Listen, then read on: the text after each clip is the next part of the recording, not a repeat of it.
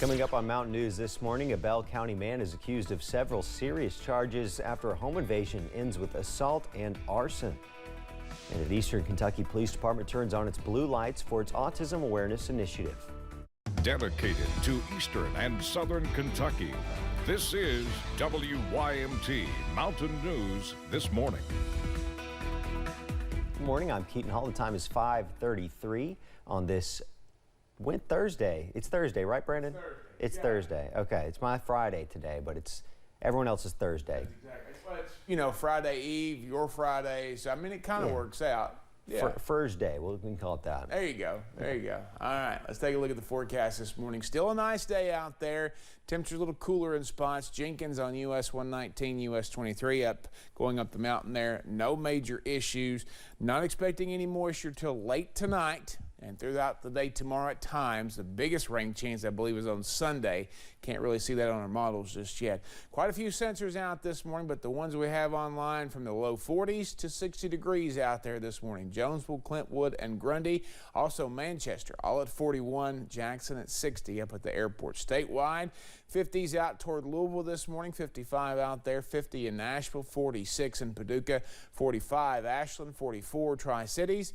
45 Hazard, Carbondale as well out toward Illinois. This afternoon in the low 80s for daytime highs. Sunshine early, more clouds late, but dry today. Tonight, tomorrow, that could be a different situation. More on that coming up in just a little bit. Keaton. Thanks, Brandon. One person is dead following a two-car crash in Floyd County. Prestonsburg police did confirm the death, but have not released the name of the victim. The crash happened Wednesday morning on US 23 near the hill where the old Holiday Inn sits. Currently, no other information has been revealed, but we'll update you as soon as we learn more. And a person is dead after a two-car crash in Pulaski County Tuesday. The crash happened on Kentucky 461. Somerset police say 48-year-old Belinda Ratliff on South Shore in Greenup County crashed into a Honda CRV after her car crossed the center line. Ratliff was taken to the Lake Cumberland Regional Hospital in Somerset, where she later died. 78-year-old Audina Phillips of Winchester was the driver of the Honda CRV. Audina and the passenger, 73-year-old Francis Phillips, also of Winchester, were flown to UK hospital in Lexington for treatment. A woman is dead after she was attacked by a pack of dogs in McCreary County. The incident happened just before 2 a.m. Wednesday morning. Sheriff David Sampson said the attack happened outside a home on Slab Vanover Road, which is just west of Cumberland Falls. Authorities say the dog did not belong to the woman. 4 of the dogs were captured by deputies, but there are still 2 at large. There are not any charges at this point, but the investigation is ongoing. A Bell County man is in jail accused of breaking into a woman's home, assaulting her, and then setting the home on fire. Dispatchers say it happened off Harball Heights Road near East Pineville. Deputies with the Bell County Sheriff's Office say Kenneth Brock broke into the home with a shotgun, tried to take a shot at the woman, then set the house on fire as he ran off. Deputies were able to catch him before he got too far into the woods. The woman had a no-contact order against Brock, and the extent of her injuries is not known. Brock was taken to the Bell County Detention Center, booked on a number of charges, including arson, domestic violence, and fleeing or evading police. The U.S. Sixth Circuit Court ruled on Monday 3 people who sued Governor Andy Beshear for prohibiting mass gatherings, including church services during the COVID-19 pandemic, must be paid more than $270,000 in attorney's fees. The ones who sued the governor say he was violating their constitutional right to gather and worship. Governor Beshear argues the congregants do not amount to prevailing parties, and the district court abused its discretion when it calculated the fee amount.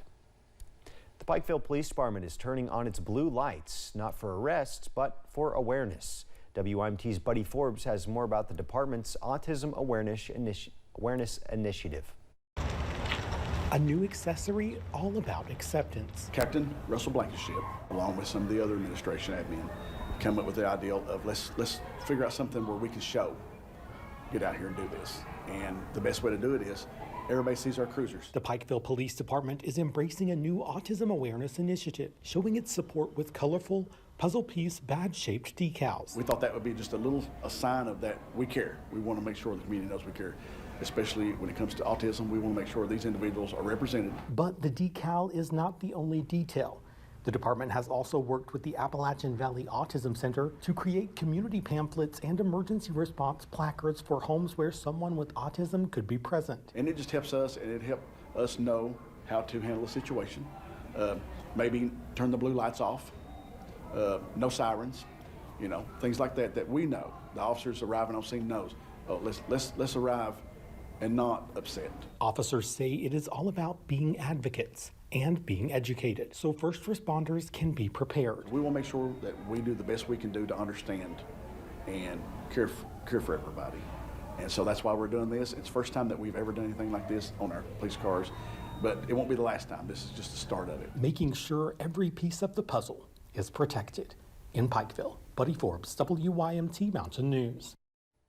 Placards for families will be available at the department soon. You can contact the police department for more information. President Joe Biden declared a major disaster in Kentucky caused by intense wind in March. The disaster declaration means federal aid is on its way to the Commonwealth. Jeremy Sleeker is the director of the Division of Kentucky Emergency Management. He says every county had some sort of damage from the storm. He also says once those damages are validated and each county has a threshold and that county meets that threshold, then the state will add that county to the request for federal assistance through a federal declaration. Once the threshold's met, federal aid becomes available. It opens the doors to federal disaster relief, and there's multiple federal programs that are available to help. This particular is the Public Assistance Program, and that means it will help your governments repair their publicly owned buildings and facilities. And a facility can be a building, but it also can be a roadway, can be a bridge, a power company, or any type of public utility that's used, as well as certain nonprofits. March is by far the month with the most disaster declarations here in Kentucky. Cade's Food Tent has served thousands of free meals to those in need since the flooding last summer. Since then, Kate Clemens has founded the nonprofit Roscoe's Daughter to further help flood survivors. And yesterday, I was able to stop by as hundreds lined up for warm meals, showing the need for more help in the area is still high. Berlice Sloan has been coming to Kate's Food Tent for months. A flood survivor, Sloan relies on the free meal that the tent offers. We lost everything.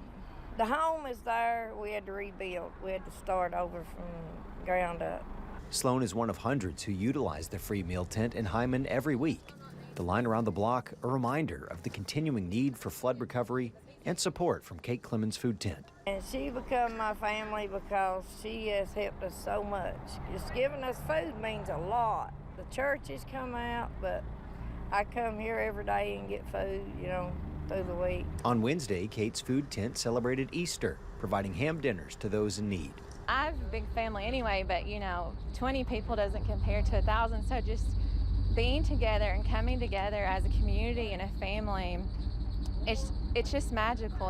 Clemens says holidays like Easter are a reminder of why she helps and how much the community still needs it. The need for food hasn't gone away.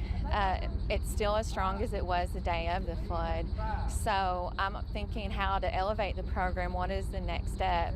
Clemens says she's always in need of food donations and volunteer support. In Hyman, Keaton Hall, WYMT Mountain News. Kate Clemens' nonprofit Roscoe's Daughter has partnered with Food City. The grocery store is currently accepting donations for food bags, which go to support flood victims in the area. Members of the Clay County High School Choir recently found out they were invited to sing in Washington, D.C. for the 80th anniversary of D-Day in 2024. The choir was chosen to not only represent Clay County, but the entire state of Kentucky. Choir director Nick Hibbard says he has already started planning the trip and thinking about what songs they might perform. Because other states will be there too, I don't want to take away from their opportunities. So we're looking at doing music like My Old Kentucky Home and things that will really represent who we are as a state. Hibbard says their goal is to raise $40,000 for the trip, saying they have fundraisers and performances planned almost every month in an effort to raise that money with support from the community during the next year. Just ahead, the family of actor Jamie Foxx asks for prayers as he recovers after suffering a medical scare. Temperatures will be warm again today, but some changes are coming for the weekend. On track the rain and the approaching cold front.